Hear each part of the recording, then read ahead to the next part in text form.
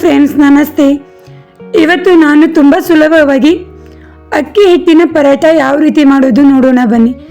ಇದು ಮೊಸರಿನ ಜೊತೆ ಹಾಗೆ ಇಲ್ಲದಿದ್ದರೆ ಯಾವುದಾದ್ರೂ ಗ್ರೇವಿ ಜೊತೆನೂ ತುಂಬ ಚೆನ್ನಾಗಿರುತ್ತೆ. ನೋಡಿ ಯಾವ ರೀತಿ ಬಂದಿದೆ ಅಂತ, ತುಂಬಾ ಸಾಫ್ಟಾಗಿ ಬಂದಿರುತ್ತೆ. ಇದು ಮಕ್ಕಳ ಟಿಫಿನ್ನಿಗೂ ನಾವು ಕೊಡಬಹುದು. ಎಲ್ಲಾದರೂ ಹೊರಗಡೆ ಹೋಗುವಾಗ ಈ ಪರೋಟ ಮಾಡಿಕೊಂಡು ಹೋಗ್ಬೋದು. ನೋಡಿ ಎಷ್ಟೊಂದು ಸಾಫ್ಟಾಗಿ ಬಂದಿದೆ ಅಂತ. ಯಾವ ರೀತಿ ಮಾಡೋದು ನೋಡೋಣ ಬನ್ನಿ. ಮೊದಲು ಒಂದು ಪಾತ್ರೆಗೆ ಬೇಯಿಸಿರುವ 2 ಆಲೂಗಡ್ಡೆಯನ್ನು ಹಾಕೊಳ್ತಾ ಇದ್ದೀನಿ.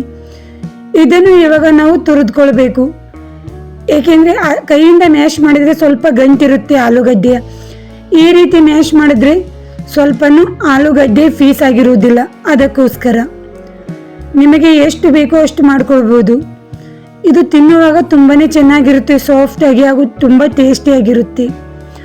ನೋಡಿ, ಇದಕ್ಕೆ ಒಂದು 4 ಬೆಳಗಡ್ಡಿ ಹೋಳು ಹಾಗೂ 4 ಹಸಿಮೆಣಸಿನಕಾಯಿಯನ್ನು ನಾನು ಮಿಕ್ಸರ್ನಲ್ಲಿ ಪೇಸ್ಟ್ ಮಾಡ್ಕೊಂಡಿದ್ದೀನಿ.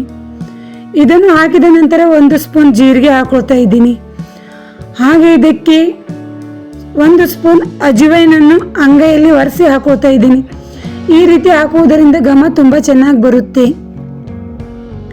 ಹಾಗೆ ಇದಕ್ಕೆ ಒಂದು ಅರ್ಧ ಸ್ಪೂನ್ ಕರಿ ಎಳ್ಳು ಹಾಕೋತಾ ಇದ್ದೀನಿ. ಇದ್ರೆ ಹಾಕೊಳ್ಳಿ, ಹಾಗೆ ಇಲ್ಲದಿದ್ರೆ ಹಾಗೆ ಮಾಡ್ಕೊಳ್ಳಿ. ರುಚಿಗೆ ತಕ್ಕಷ್ಟು ಉಪ್ಪನ್ನು ಸೇರಿಸ್ತಾ ಇದ್ದೀನಿ. ನೋಡಿ, ನಂತರ ಇದಕ್ಕೆ ಒಂದು ದೊಡ್ಡ ಗ್ಲಾಸ್ನ 1 ಗ್ಲಾಸ್ ಹಿಟ್ಟು ಹಾಕೋತಾ ಇದ್ದೀನಿ. ಹಾಗೆ ಸ್ವಲ್ಪ ಕೊತ್ತಂಬರಿ ಸೊಪ್ಪು. ಇದನ್ನು ಹಾಕಿದ ನಂತರ ಚೆನ್ನಾಗಿ ಇದನ್ನು ಮಿಕ್ಸ್ ಮಾಡ್ಕೊಳ್ಬೇಕು. ಆಲೂಗಡ್ಡೆ, ಮಸಾಲೆ ಹಾಗೂ ಅಕ್ಕಿ ಹಿಟ್ಟು ಎಲ್ಲನೂ ಚೆನ್ನಾಗಿ ಮಿಕ್ಸ್ ಆಗಿರಬೇಕು.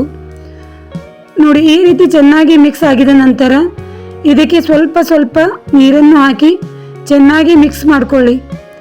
ಇದನ್ನು ನಾದ್ಕೊಳ್ಳೋ ಅವಶ್ಯಕತೆ ಇರುವುದಿಲ್ಲ. ಸ್ವಲ್ಪ ತೆಳುವಾಗಿ ನೀವು ಮಿಕ್ಸ್ ಮಾಡ್ಕೊಳ್ಳಿ. ನಾನು ಯಾವ ರೀತಿ ಮಾಡ್ತಾ ಇದ್ದೀನಿ ನೀವು ನೋಡಿಕೊಳ್ಳಿ.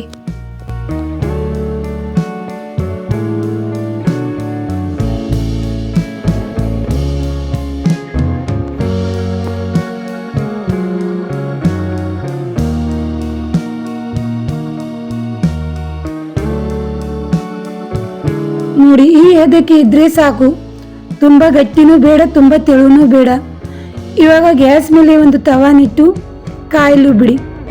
ಇದಕ್ಕೆ ಸ್ವಲ್ಪ ಎಣ್ಣೆಯನ್ನು ಹಚ್ಕೊಳ್ಳಿ.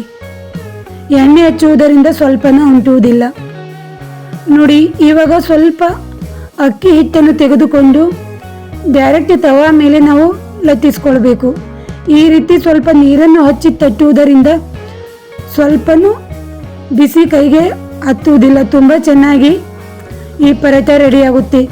ಅಂಟುವುದಿಲ್ಲ ಕೈಗೆ, ಸ್ವಲ್ಪನೂ ಏನೂ ಆಗುವುದಿಲ್ಲ. ಮೇಲಿಂದ ಸ್ವಲ್ಪ ಎಣ್ಣೆಯನ್ನು ಹಾಕಿಕೊಳ್ಳಿ. ಎಣ್ಣೆಯನ್ನು ಹಾಕಿ ಚೆನ್ನಾಗಿ ಬೇಯಿಸಿಕೊಳ್ಬೇಕು ನಾವು. ಇವಾಗ ಒಂದು ಮುಚ್ಚಳವನ್ನು ಮುಚ್ಚಿಕೊಳ್ಳಿ. 1 ನಿಮಿಷ ಬಿಡಿ. 1 ನಿಮಿಷದಲ್ಲೇ ಕೆಳಗಡೆ ತುಂಬ ಚೆನ್ನಾಗಿ ಬೆಂದಿರುತ್ತದೆ. ಇವಾಗ ಮುಚ್ಚಳ ತೆಗೆದು 2 ಕಡೆ ತುಂಬ ಚೆನ್ನಾಗಿ ಬೇಯಿಸಿಕೊಳ್ಳಿ. ಈ ಪರೋಟ ತುಂಬ ಚೆನ್ನಾಗಿರುತ್ತೆ, ಅಥವಾ ಅಕ್ಕಿ ರೊಟ್ಟಿ ಅಂದ್ಕೊಳ್ಳಿ, ಎರಡೂ ತುಂಬ ಚೆನ್ನಾಗಿರುತ್ತೆ. ಇದು ಮಾಡ್ಕೊಳ್ಳೋದು ತುಂಬ ಸುಲಭ.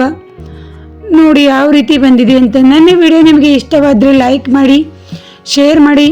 ಇನ್ನೂ ನನ್ನ ಚಾನಲ್ಗೆ ಸಬ್ಸ್ಕ್ರೈಬ್ ಆಗಿಲ್ಲ ಅಂದರೆ ಸಬ್ಸ್ಕ್ರೈಬ್ ಆಗಿ. ನೋಡಿ, ಇದು ಚಟ್ನಿ ಜೊತೆನೂ ಚೆನ್ನಾಗಿರುತ್ತೆ, ಸಾಂಬಾರ್ ಜೊತೆನೂ ಚೆನ್ನಾಗಿರುತ್ತೆ, ಹಾಗೆ ಮೊಸರಿನ ಜೊತೆನೂ ತುಂಬ ಚೆನ್ನಾಗಿರುತ್ತೆ. ಎಷ್ಟೊಂದು ಚೆನ್ನಾಗಿ ಬಂದಿದೆ ನೋಡಿ. ಇದು ಒಂದೇ ಅಂತಲ್ಲ, ಇನ್ನೊಂದು ನಾನು ಮಾಡಿ ತೋರಿಸ್ತಾ ಇದ್ದೀನಿ. ನೋಡಿ, ಸ್ವಲ್ಪ ತವಾಗೆ ಎಣ್ಣೆಯನ್ನು ಹಚ್ಕೊಳ್ಳಿ. ನಂತರ ಒಂದು ಸ್ವಲ್ಪ ಅಕ್ಕಿ ಹಿಟ್ಟಿನ ಮಿಶ್ರಣ ಇಟ್ಟು ಕೈಗೆ ನೀರನ್ನು ಹಚ್ಕೊಳ್ಳಿ. ನೀರು ಹಚ್ಚುವುದರಿಂದ ಸ್ವಲ್ಪನೂ ಅಂಟುವುದಿಲ್ಲ. ತುಂಬ ಚೆನ್ನಾಗಿ ಈ ಪರೋಟ ರೆಡಿಯಾಗುತ್ತೆ. ನೋಡಿ ಎಷ್ಟೊಂದು ಚೆನ್ನಾಗಿ ಬಂದಿದೆ ಅಂತ. ಇದೇ ರೀತಿ ನೀವು ಎಲ್ಲನೂ ಮಾಡ್ಕೊಳ್ಳಿ. ಈ ರೀತಿ ತಟ್ಟಿದ ನಂತರ ಸ್ವಲ್ಪ ಮೇಲಿಂದ ಎಣ್ಣೆ ಹಾಕಿಕೊಳ್ಳಿ. ಅದನ್ನು ಮುಚ್ಚಳ ಮುಚ್ಚಿ ಬೇಯಿಸ್ಕೊಳ್ಬೇಕು ನಾವು. ಪ್ರತಿಯೊಂದು ಅಕ್ಕಿ ರೊಟ್ಟಿಗೆ ಇದೇ ರೀತಿ ಮಾಡ್ಕೊಳ್ಳಿ.